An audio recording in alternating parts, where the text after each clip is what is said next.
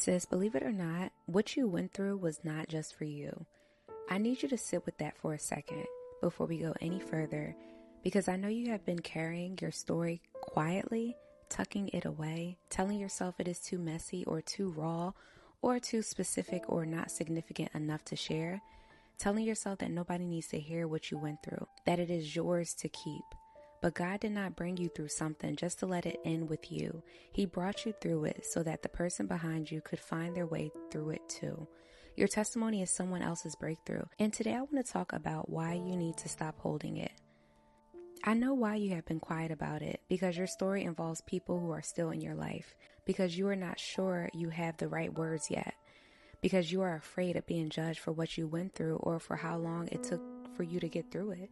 And some of you have been quiet because the enemy has convinced you that your story is too ordinary, that breakthrough testimonies belong to people with more dramatic before and afters, that nobody needs to hear about the depression you quietly fought, or the marriage you nearly lost, or the faith crisis nobody knew you were in, or the financial rock bottom you pulled yourself out of. But ordinary is exactly the kind of testimony God uses most, because the woman sitting in her car right now crying over something she has told nobody about does not need a platform story. She needs to hear from someone who sat in that same car and cried those same tears and found that God was faithful anyway.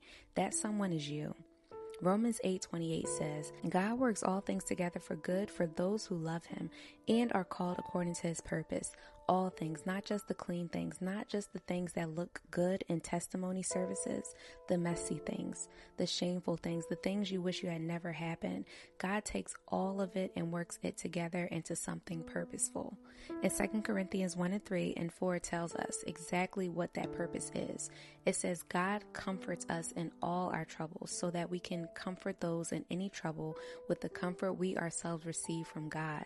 The comfort he gave you in your hard season was not just for you. It was a resource. It was equipment for the person who was going to need the same comfort from someone who actually survived the same thing.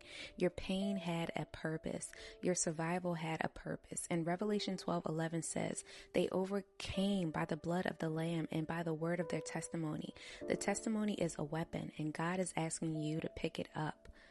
I want you to think about someone for a moment. There is a woman right now sitting in the middle of the exact season you already came out of. She is in the darkness you survived. She is asking questions you already found answers to. She is afraid of the outcome you already saw God turn around. And she does not know you exist, but God does. And he is trying to connect your story to her desperation. Luke 22:32 says, God looked at Peter before his greatest failure and said, when you have turned back, strengthen your brothers, not if, when. Jesus already knew Peter was going to fall apart, and he was already planning to use Peter's recovery to strengthen others. The fall was not the end of the story. The testimony after the fall was. Your story does not have to be finished and polished and pretty before it can be powerful. The woman in the middle of her storm does not need your highlight reel. She needs to know you were in the storm too, and that you made it out. God says the season of holding it is over. The season of waiting until it is perfect before you share it is over. The season of letting the enemy keep your testimony locked inside you while someone else suffers through a season you already have the key for, that season is over. He says that what you survived was the training. What you are walking in right now is the credential. And the people he has assigned to your story cannot receive their breakthrough until you open your mouth and give them access to what God already gave you. Psalm 107:2 says, let the redeemed of the Lord tell their story. Tell it, not perform it, not package it perfectly. Just tell it honestly, fully, in your own voice, the way only you can tell it because you lived it. Your testimony is a weapon. Your story is a lifeline. And somewhere right now, someone is holding on by a thread. Release it, sis. They need it. And you were always meant to give it. See, I went through a lot of things in regards to relationships.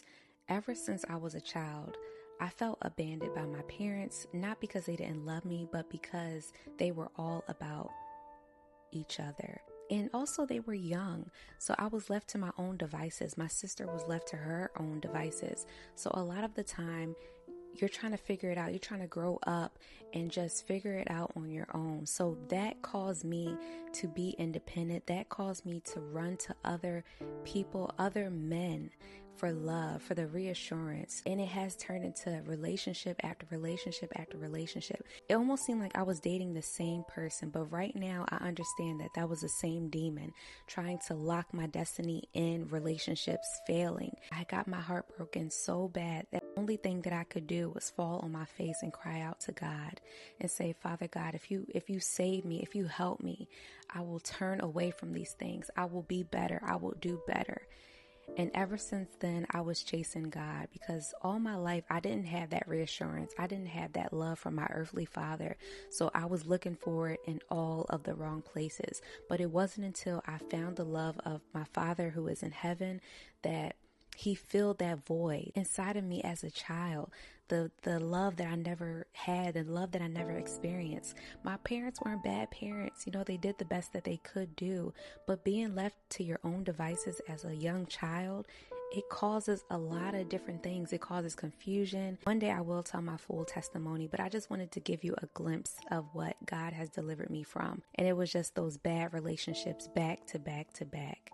So sis, if this word found you today, drop releasing it in the comments, because that is what you are doing. Releasing the story, releasing the fear of it, releasing the version of yourself that has been holding something God already redeemed. And share this with a sister who has been keeping her testimony to herself. She needs to know that what she went through was never wasted. It was always meant to set someone free.